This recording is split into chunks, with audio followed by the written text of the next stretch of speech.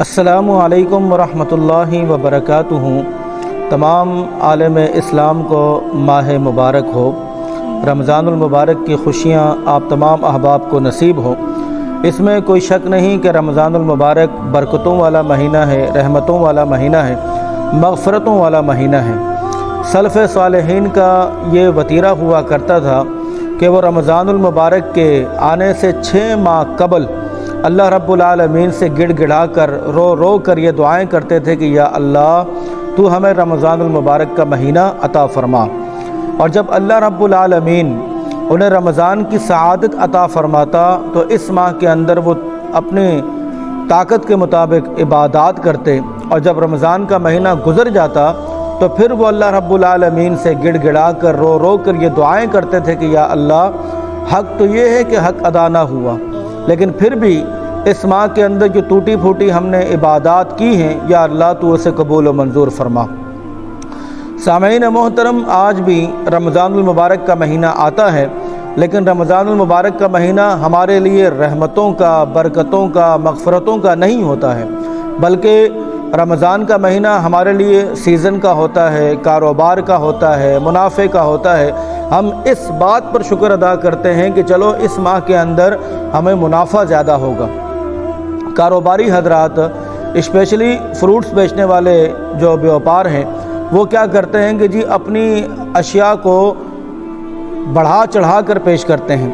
جبکہ نان مسلم کنٹری کے اندر قیمتوں کی اشیاء کی جو قیمتیں ہوتی ہیں ان کو ڈاؤن کر دیا جاتا ہے، انہیں کم کر دیا جاتا ہے، یہاں تک کہ 75 روپے ملنے والی چیز جو ہے وہ 25 روپے پر پہنچ جاتی ہے۔ لیکن ہمارے پاکستان کے اندر 25 روپے والی چیز ماشاءاللہ سے 100 روپے پر اور 150 روپے پر پہنچ جاتی ہے، کیونکہ ہم رمضان المبارک کو اس کیٹیگری میں لیتے ہی نہیں ہیں۔ ہم اس طرح لیتے ہیں کہ یہ ہمارے لیے منافع کا اور بزنس کا مہینہ ہے۔ اللہ کے رسول علیہ الصلاۃ والسلام فرماتے ہیں اذا جاء رمضان فتحت له ابواب الجنہ وغلقت ابواب النار، کہ جب رمضان المبارک کا مہینے کا آغاز ہوتا ہے تو اللہ رحمت کے دروازوں کو کھول دیتا ہے اور جہنم کے دروازوں کو بند کر دیا جاتا ہے، وصفدت الشیاطین، اور شیاطین کو جکڑ دیا جاتا ہے۔ اکثر بھائی یہ سوال کرتے ہیں کہ جب شیاطین کو قید کر دیا جاتا ہے، شیطان کو بند کر دیا جاتا ہے، تو پھر گناہ کیوں ہوتے ہیں، تو پھر اس طرح کی افراتفری کیوں ہوتی ہے، پھر یہ برائیاں کیوں ہوتی ہیں، جبکہ گناہ کروانے والا شیاطین ہیں، ان کو تو بند کیا ہوا ہے، پھر یہ گناہ کیوں ہوتے ہیں؟ تو پیارے بھائیوں،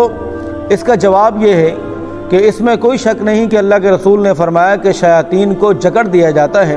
جو شیطانوں کا جو سردار ہے، شیطانوں کا جو باس ہے، شیطانوں کا جو چیئرمین ہے، اس کو تو قید کر دیا جاتا ہے، لیکن چھوٹے چھوٹے جو شیاطین ہیں وہ آزاد ہوتے ہیں۔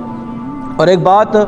آپ کو بھی یہ پتہ ہوگی کہ ہر انسان کے ساتھ اللہ رب العالمین نے 2 فرشتوں کو رکھا ہے، جسے کرامن کاتبین کہتے ہیں، اور ان کی جو ڈیوٹی ہے وہ یعلمون ما تفعلون ہے، یعنی کہ جو ہم کرتے ہیں برائی ہو یا اچھائی ہو اس کو وہ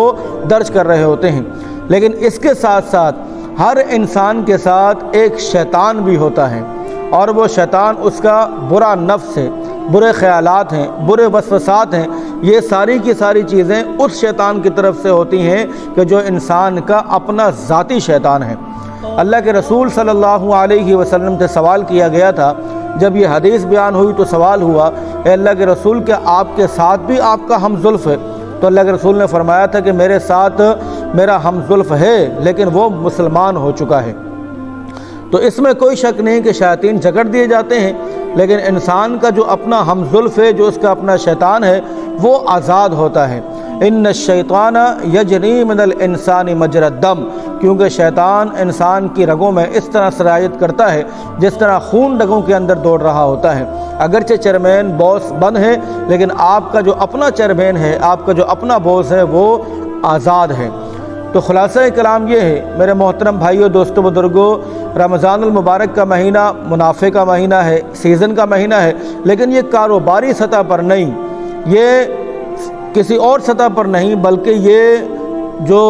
مہینہ ہے یہ عبادات کی سطح پر ہے۔ یعنی کہ آپ کے جو نوافل ہیں وہ فرضوں کے قائم مقام پر ہو جاتے ہیں، آپ کے جو فرائض ہیں انہیں 70 گنا بڑھا دیا جاتا ہے اور انہیں 700 گنا بڑھا دیا جاتا ہے۔ اس لحاظ سے یہ مہینہ کاروبار کا مہینہ ہے، سیزن کا مہینہ ہے، نہ کہ دنیاوی معاملات کے اندر یہ مہینہ کاروبار کا ہے۔ لہٰذا اس ماہ کے اندر کوشش کریں کہ زیادہ سے زیادہ اللہ رب العالمین کی عبادت کی جائے، نوافل کا اہتمام کیا جائے، قرآن مجید کی تلاوت کا اہتمام کیا جائے، ایک آیت کو سمجھ کر روزانہ کی بنیاد پر پڑھا جائے تاکہ یہ مہینہ ہمارے لیے باعث